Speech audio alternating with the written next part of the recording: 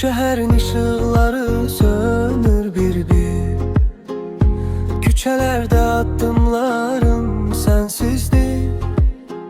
Senden sonra hiç ne yaxşı olmadı.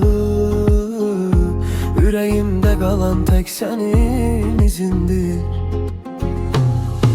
Sen yoksan ama hele de varsan, her gece yuxularımda yaşarsan,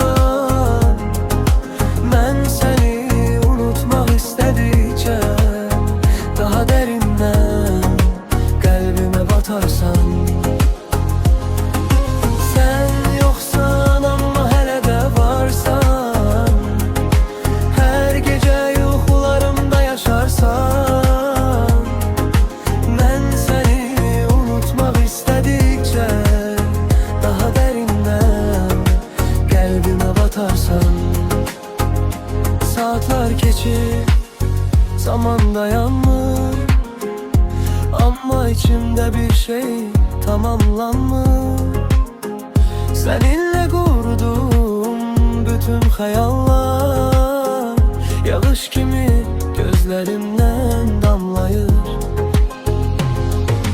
Sen yoksan ama hele de varsan, her gece yuxularımda yaşarsan, ben seni unutmak istedikçe daha derinden kalbime batarsan.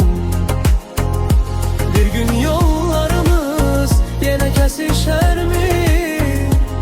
Yoksa bu sevgi yarım kalar hemişe? Cevabını bilmeyen tek bildiğim, seni sevmişem herkesten gizlice. Sen yoksan ama hele de varsan, her gece yuxularımda yaşarsan,